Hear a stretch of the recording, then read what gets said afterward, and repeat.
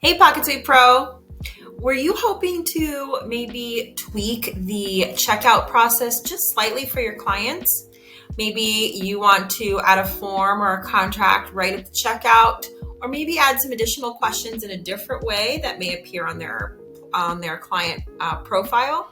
Well, you've come to the right place. In this video, we are going to talk about how to edit the checkout process so that you can include all of those things if you want to. So if you were wondering if there was a way to collect information from your clients other than forms, you're in the right place.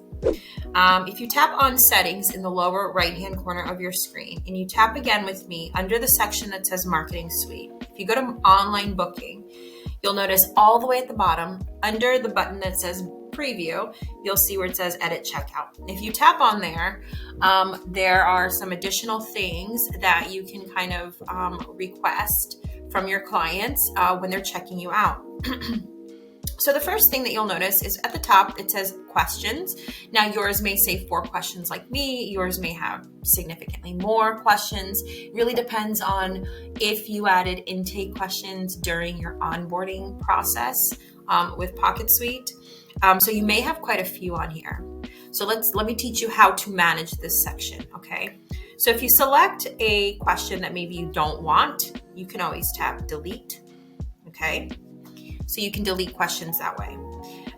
You can, if you don't see a question that you absolutely need to have, you can always tap the plus sign in the upper right-hand corner and create a question. So the label is basically your question, do you have allergies? Question type, this is just like the question types that we go over when we go over forms and how to create forms. But really quick, question types are just the different types of responses that your clients are going to give you, right? So is it going to be in text form? Are they just going to type it out? Is it going to be integer or numbers? Like if you ask them, what their budget is for this project or something like that. Then there are the options of single choice or multiple choice. Both questions are about the same. They are both multiple choice question types.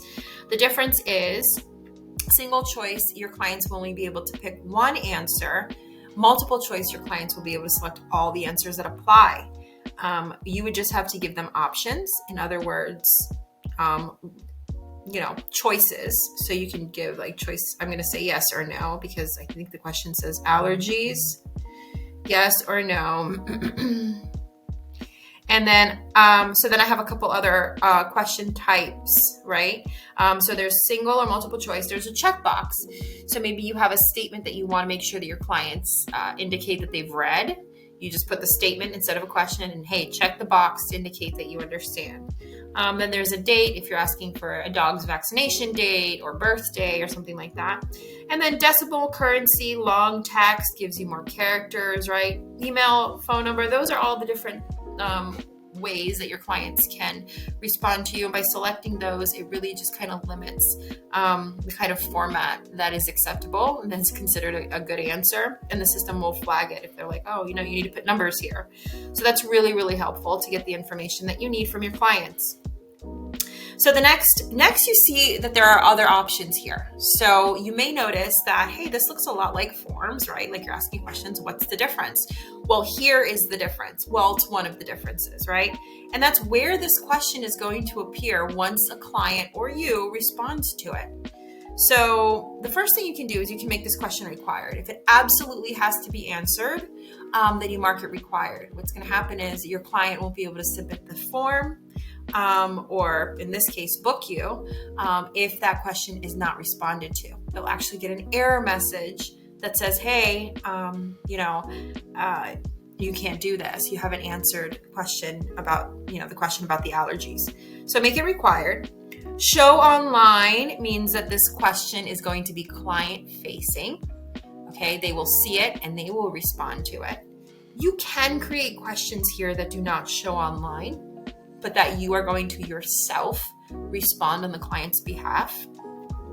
Because then you have the option of having this response showing either on client or on the order or on the appointment. Okay, so if you tap on save, then that's how you save questions. Now, just like Forms 2 and just like the checkout process, right? You can click, drag, and drop anywhere you see those three horizontal dashes is indicative that you can reorder it.